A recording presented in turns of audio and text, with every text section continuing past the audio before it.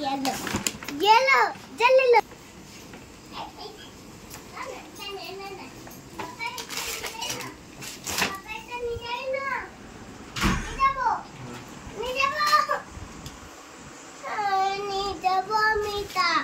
रुको हाँ लेके जाओ इसमें दूध है मम्मा चलो चलो मम्मी लेके जा दी दूध दूध दूध दूध है ये क्या है दूध है बाबू सरप्राइज है आँख बंद करो क्लोज योर आईज पहले बंद करो जब मैं बोलूंगा तभी खोलना टन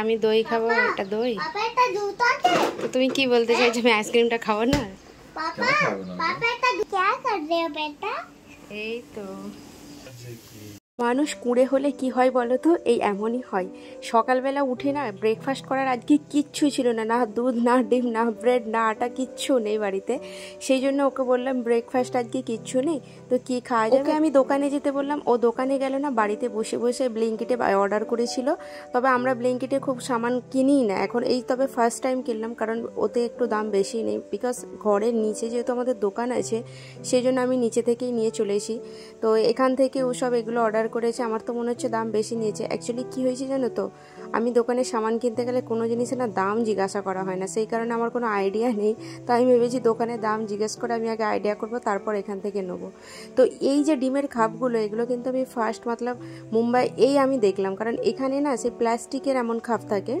তো দোকানে যেগুলো আনতে যায় পলিথিনে দিয়ে দেয় এমন খাপ কিন্তু পাওয়া যায় না তো এটাই দেখলাম যে এখান থেকে অর্ডার করার পর দেখছি এই খাপে দিয়েছে এই খাপগুলো কিন্তু দেশেতে আমাদের খুব কাজে লাগতো যখন খুব মশা হতো না এই ডিমের খোসা জ্বালিয়ে দিলে কিন্তু মশা উড়ে যেত কিন্তু এখানে সেই জিনিসটা পায় না বলে কখনো ট্রাই করতে পারি না অনলাইনে ঘরের এই সামানগুলো অর্ডার করে না ও খুব খুশি হয়েছে এই কারণে যে ওকে যদি আমি দোকানে কখনো যেতে বলি ওর যাবে না ও অনলাইনে অর্ডার করে দেবে আর দিয়েও যাচ্ছে কিন্তু 10 মিনিটের মধ্যে তো বেশ ভালো তবে ক্যাশ অন ডেলিভারিটা নিচ্ছে তো আমি সেজন্যই বলছিলাম ক্যাশ অন ডেলিভারি তো নেবে তার সাথে কিন্তু চার্জটাও হয়তো বেশি নিচ্ছে তো ওটা আমি পরে আইডিয়া করে নেবো রান্নাটা ওইদিকে বসিয়ে দিয়েছি তার আগে কিন্তু তোমাদের সাথে একটা আমি তেল শেয়ার করি চলে যেটা আমি আগের দিনে বলেছিলাম কি নেক্সট ভিডিওতে আমি দেখিয়ে দেবো তো এটা একটা তেল আমি তৈরি করছিলাম অ্যাকচুয়ালি কী বলতো এত এখন চুল উঠছে না এখন কিন্তু সবারই বর্ষার সময় সবারই হেয়ার ফল হচ্ছে যার কারণে আমরা তো এমনি নর্মালি আমি কিন্তু কোকোনাট অয়েলই লাগাই তো আমি কোনো অন্য তেল ইউজ করি না তো কোকোনাট অয়েলই ইউজ করি জাস্ট একটু গরম করে লাগিয়ে নিতাম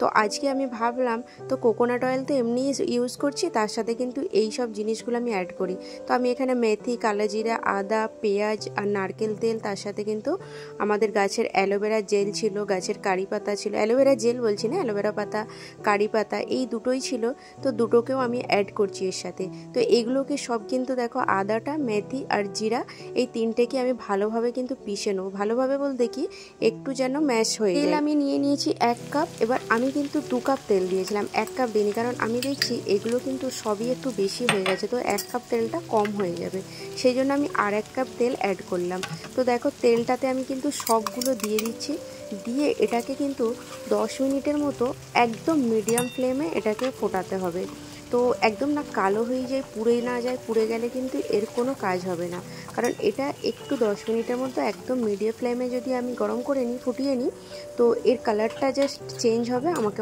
গ্যাসটা অফ করে রেখে দিতে হবে তো এই পর্যায়ে দেখো আমি কিন্তু এটাকে মিডিয়াম আছে এখন ভালোভাবে এটাকে ফুটিয়ে নিচ্ছি আর এই তেলটা ইউজ করলে অবশ্যই ভালো ফল দেবে কারণ দেখো সবাই বেসিক্যালি নারকেল তেলই ইউজ করে ঠিক আছে এবার শুধু নারকেল তেলটা ইউজ করার থেকে তার থেকে তো হাতের সামনে পেঁয়াজ আদা মেথি কালোজিরে এগুলো তো সবার বাড়িতেই নর্মালি থেকেই থাকে তার সাথে আমার কাছে অ্যালোভেরা পাতা ছিল বলে এখন কিন্তু সবার বাড়িতেই অ্যালোভেরা পাতাও আছে তো অ্যালোভেরা পাতার কারি পাতাটা পাওয়া যায় না কারি পাতাটা দিলে খুবই ভালো তার সাথে যদি জবা ফুল থাকে আরও ভালো তো দেখো আমি কিন্তু তেলটাকে ভালোভাবে ফুটিয়ে নিয়েছি 10 মিনিট হয়ে গেছে ঠান্ডাও করে নিয়েছিলাম এটাকে কিন্তু ঠান্ডা করে এই একটা কাচের জারে আমি রেখে দেবো কারণ ঠান্ডা না করলে কাচের জারে দিলে না ফেটে যাওয়ার ভয় থাকবে তো দেখো আমি কিন্তু তেলটার কিচ্ছু রাখছি না আমি কিন্তু কিন্তু একটা নেটে করে তাকে আবার চিপে চিপে ওই যে এতটা তেল বেরোলো দেখো ওগুলো দিয়ে, দেখো ওগুলো কিন্তু আমার পুড়েনি, সব কিছুই কিন্তু হালকা রোস্ট করা আছে।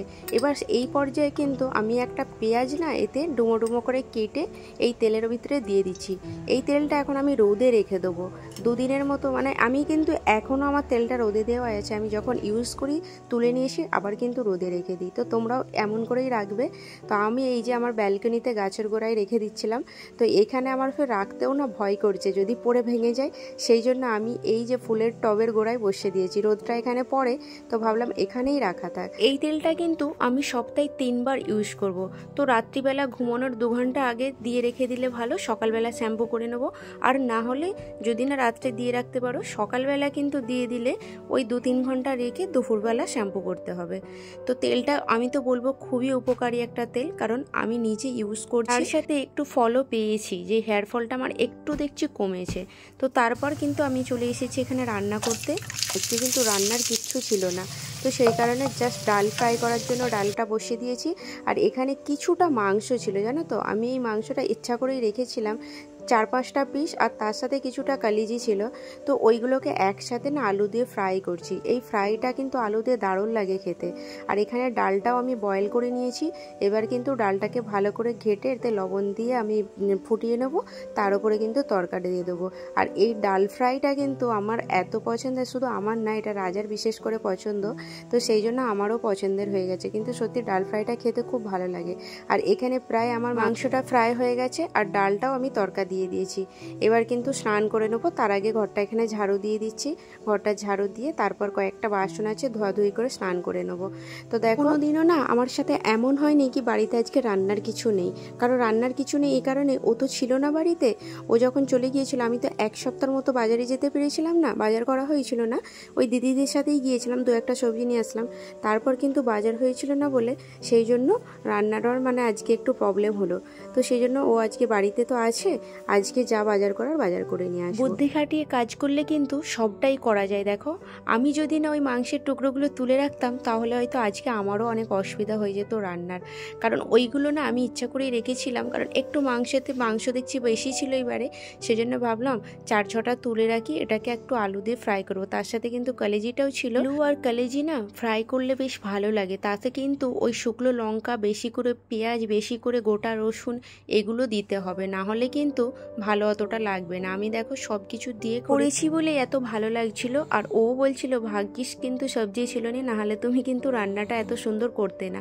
তো তারপর খাওয়া দাওয়া করে একটু ঘুমিয়েছিলাম, ঘুম থেকে উঠে বাজারে বেরিয়ে পড়লাম। বাজারে এসেই কিন্তু আগে মাছের বাজারে চলে আসলাম, কারণ এই বাজারটা 9টার সময় বন্ধ হয়ে যাবে।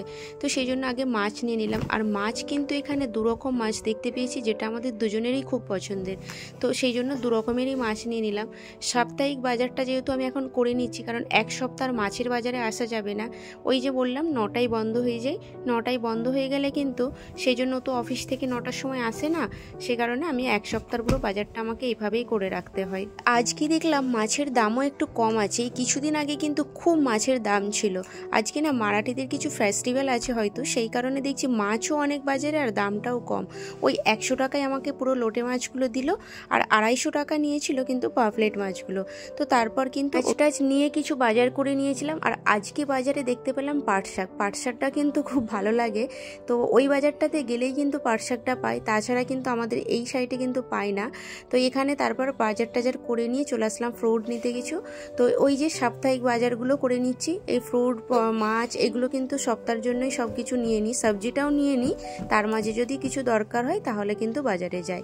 মোটামুটি যা বাজার করেছি, এখন 1 সপ্তাহ বেরোবো না ভেবেছি। তো ওর সাথে বাজার যাওয়া নিয়ে যেটা আগেও বলেছি রাগারাগি হয় শুধু সবজি বাজার যাওয়ার জন্য, এমনি ঘুরতে যাবে ঠিক আছে, ওর খুব ভালো, বাজারে যাওয়ার নাম শুনলে ওর গায়ে জ্বর এসে যায়। দেখো এই যে আমি কিন্তু ভাবছো এখন পাপলেট মাছ তো নিল, ইলিশ মাছটা কখন নিয়ে নিল। যখন মাছটা নিয়ে ব্যাকে আসছিলাম না, তখন দেখছি ইলিশ মাছ পাওয়া যাচ্ছে।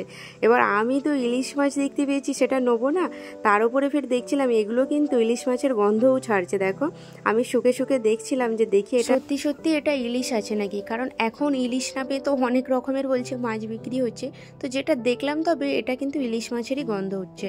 তো এই লোটে মাছটার জন্য একটু ভয় হচ্ছিল, যার কারণে আমি তাড়াহুড়ো করে ব্যাগটা কিন্তু খুললাম, কারণ কারণ মাছগুলো আগে নিয়ে নিয়েছিলাম তো, তারপর সবজিটা নিয়েছি, তো অনেকটা লেট হয়ে গেছে, সেই জন্য আমি মাছগুলো বার করলাম। ও কিন্তু আগে এদিকে চাটা বসিয়ে দিয়েছে, তুলে তারপর কিন্তু মাছটা ভাজবো। তার আগে কিন্তু চা খেয়েছিলাম না, যেহেতু ঘুম থেকে উঠেই চলে গিয়েছিলাম, সেই জন্য এসে আগে ও চা বসিয়ে দিল। আমি মাছ ধুচ্ছিলাম, তো মাছটা ঢালছিলাম বলে বললো আমি চাটা বসাচ্ছি, তো চাটাও বসিয়ে দিয়েছে এই যে। তারপর কিন্তু আমি মাছগুলো ধোবো। আর এখানে দেখো আমি সবজিও অনেক কিছু নিয়ে নিয়েছি, পাট শাকও নিয়েছি, লাউ শাক নিয়েছি, লাউ পাতা দিয়ে না ভেবেছি ইলিশ মাছের পাতুরি করব।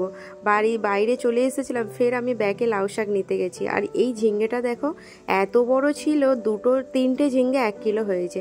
আর এখন না এখানে সবজির খুব দাম, দেশে কত করে ঠিক জানি না, এখানে এই যে ঝিঙ্গে 80 টাকা কিলো কিন্তু।